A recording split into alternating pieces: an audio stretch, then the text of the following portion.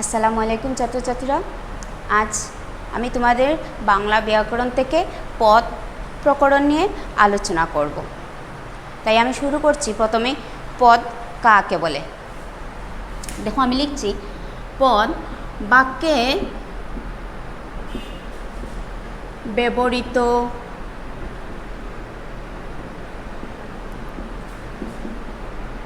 বিভক্তিযুক্ত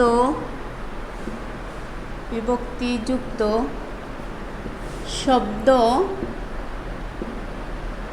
ও ধাতুকে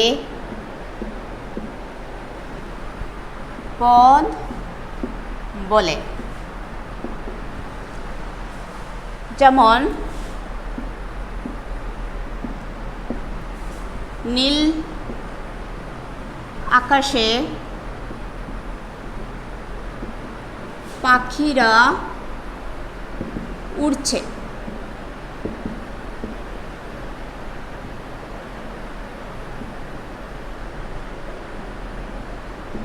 দেখো বলেছে বাক্যে ব্যবহৃত, এই প্রথম পুরোটা নীল আকাশে পাখিরা উড়ছে, পুরোটা হচ্ছে একটি বাক্য।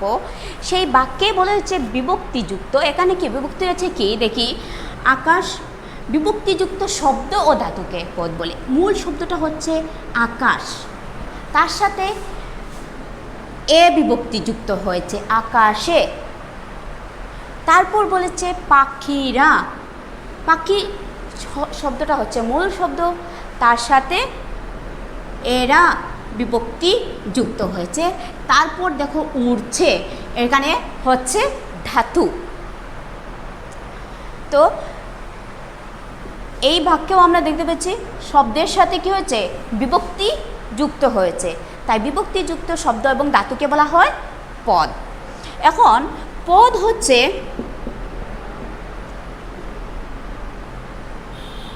মূলত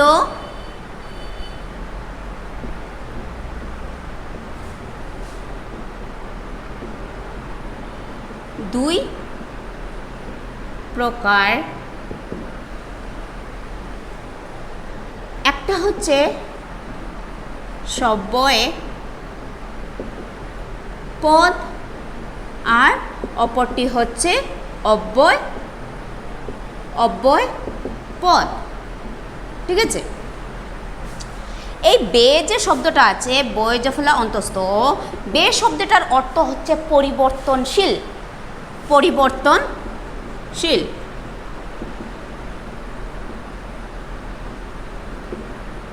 অর্থাৎ সব্যয় পদটা হচ্ছে যেসব পদের পরিবর্তন হয়, যেসব পদের পরিবর্তন হয় সেই পদগুলোকে বলা হয় সব্যয় পদ। আর অব্যয় পদ হচ্ছে যে পদের কোনো পরিবর্তন হয় না, তাকে বলা হয় অব্যয় পদ। আবার সব্যয় পদকে কিন্তু আবার চারটি ভাগে ভাগ করা হয়েছে। সব্যয় পদকে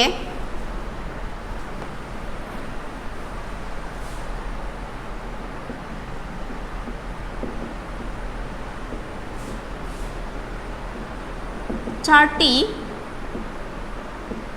ভাগে ভাগ করা হয়েছে। প্রথমটা হচ্ছে বিশেষ্য, তারপর এটা হচ্ছে বিশেষণ, তারপর হচ্ছে সর্বনাম, তারপর হচ্ছে ক্রিয়া। এই চারটি ভাগে ভাগ করা হয়েছে। তো বিশেষ্য, যেহেতু সব্যয় পদগুলো হচ্ছে পরিবর্তনশীল, তাই এই চারটার পদেরও পরিবর্তন ঘটে। তো বিশেষ্য পদ হচ্ছে যে পদ দ্বারা কোনো ব্যক্তি, বস্তু, স্থান প্রভৃতির নাম বোঝায়, সেই পদগুলোকে বলা হয় বিশেষ্য পদ। যেমন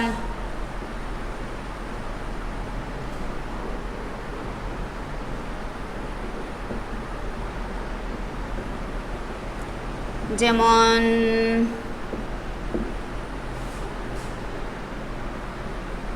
গরু, যেমন কলকাতা প্রভৃতি। কোনো ব্যক্তির নাম যেমন রাম, শ্যাম হতে পারে। কোনো ব্যক্তি বা কোনো বস্তু বা কোনো প্রাণী বা কোনো স্থানের নাম, স্থান প্রভৃতির নাম যদি বোঝায় তবে সেই পদকে বলা হয় বিশেষ্য পদ। আর বিশেষণ পদ হচ্ছে যে পদ বিশেষ্য পদের দোষ, গুণ, পরিমাণ, সংখ্যা ইত্যাদি বোঝায়, তাই সেই পদগুলোকে বলা হয় বিশেষণ পদ। যেমন দেখো,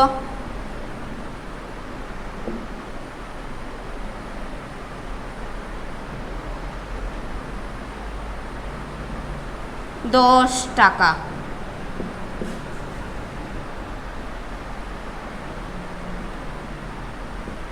ছেলেটি বুদ্ধিমান, ছেলেটি বুদ্ধিমান। তো এখানে কি হচ্ছে, এখানেও কোনো একটি ছেলের বুদ্ধিমত্তার মানে খুব বুদ্ধিমান সে কথা, তার অর্থাৎ তার গুণ সেটা প্রকাশ পেয়েছে। তারপর ৳10 সংখ্যা ইত্যাদি বুঝালে সেই পদকে বলা হয় বিশেষণ পদ। আমি পূর্বেই বলেছিলাম সব্যয় পদটা হচ্ছে পরিবর্তনশীল। যেমন বিশেষ্য পদ, বিশেষ্য পদেও এরভাবে পরিবর্তন হতে পারে। যেমন ছেলেটি, ছেলেটি থেকে ছেলেটাও হতে পারে, ছেলেগুলিও হতে পারে, পরিবর্তন হতে পারে, অবস্থা অনুযায়ী পরিবর্তন হতে পারে। যেমন বিশেষণ পদে সেভাবে হতে পারে, যেমন ছেলেটি বুদ্ধিমান, মেয়েটি বুদ্ধিমতী, ছেলেটি বিদ্বান, মেয়েটি বিদুষী, এভাবে পরিবর্তন হতে পারে। যেমন সর্বনাম, সর্বনাম হচ্ছে যা বিশেষ্যের পরিবর্তে বসে।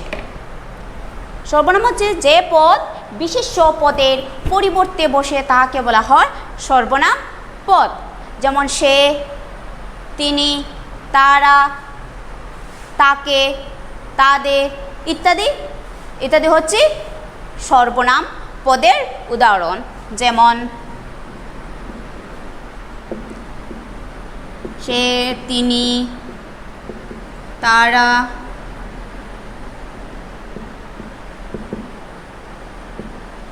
প্রবৃত্তি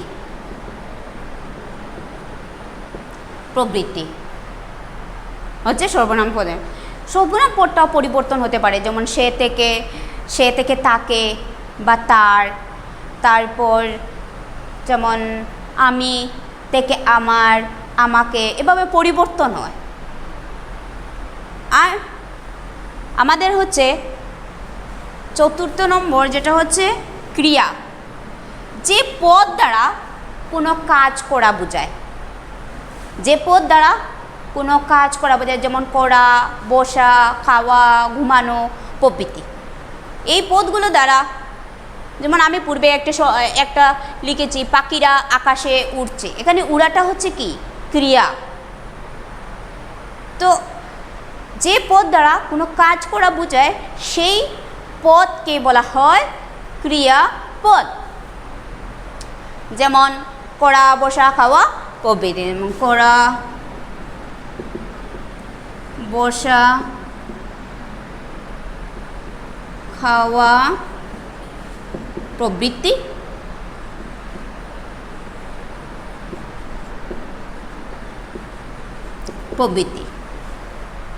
ঠিক আছে।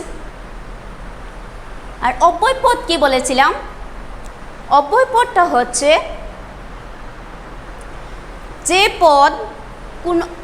যে পদের কোনো ধরনের পরিবর্তন হয় না সেই পদকে বলা হয় অব্যয় পদ। যেমন আমি লিখছি অব্যয় পদের উদাহরণ।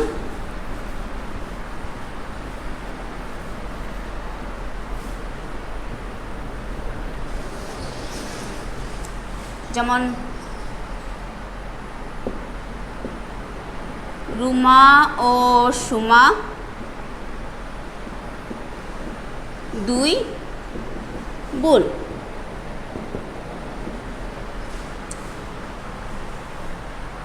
এই অব্যয় পদ যেমন ও, কিন্তু, নতুবা, তাই ইত্যাদি হচ্ছে অব্যয় পদের উদাহরণ। এখানে আমি একটা লিখেছি উদাহরণ, রুমা ও সুমা 2 বোন। এখানে এই যে ও শব্দটা, এই ওটাই হচ্ছে অব্যয় পদের উদাহরণ। যেমন রিনা এবং মিনা লুডো খেলছে। দেখো রিনা এবং মিনা, এখানে অব্যয় কোথায় আছে?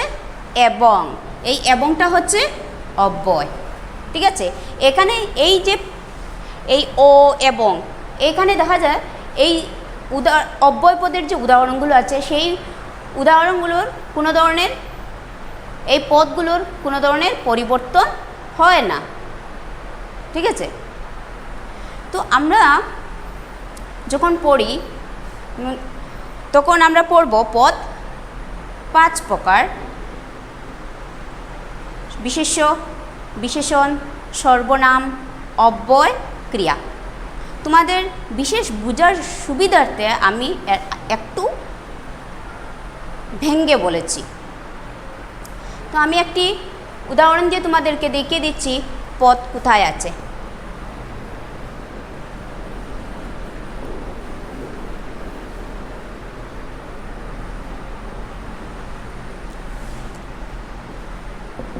রহিম খুব ভালো ছেলে। সে দিল্লিতে পড়াশোনা করে। সে এবং তার ভাই দুজন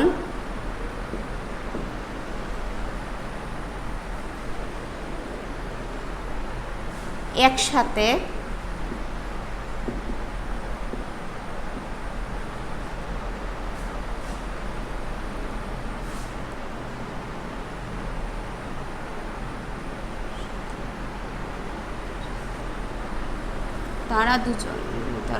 তারা দুজন একসাথে থাকেন। তো আমি পুরোটা একটি বাক্য লিখেছি। সেই বাক্য থেকে আমি তোমাদের পদ কোথায় আছে, যেমন বিশেষ্য, পূর্বে বলেছি পদ 5 প্রকার।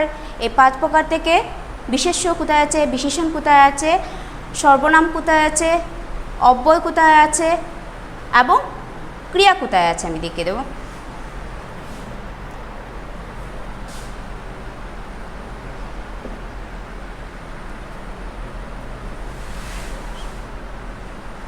তো দেখো রহিম শব্দটা হচ্ছে নামপদ, তাই নামপদ হলেই আমরা মনে করব, বুঝে নেব সেটা হচ্ছে বিশেষ্য পদ। দেখো খুব ভালো ছেলে, অর্থাৎ সেই বিশেষের গুণ, অর্থাৎ সেটা হচ্ছে বিশেষণ, সেটা হচ্ছে বিশেষ্য। তারপর দেখো সে দিল্লিতে থাকে, সে হচ্ছে সর্বনামের উদাহরণ, ঠিক আছে। সে কোথায় থাকে? দিল্লিতে থাকে। যেমন এটা হচ্ছে স্থান বোঝালে সেটা হয় বিশেষ্য। তারপর সে পড়াশোনা করে, করাটা কি? করাটা হচ্ছে ক্রিয়া। তারপর সে আবার আসছে, সে হচ্ছে সর্বনাম। তারপর আবার আসছে এবং, এই এবংটা হচ্ছে কি? অব্যয়। তারপর আসছে তার, এই তার টা হচ্ছে আবার সর্বনাম। তারপর তারা, এই তারা, তারা হচ্ছেও এখানে সর্বনাম। আবার এখানে আরেকটা পদ আছে, সেটা থাকেন, অর্থাৎ থাকা।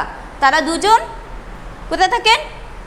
দুজন ভাই একসাথে দিল্লিতে থাকেন, অর্থাৎ থাকাটা হচ্ছে কি?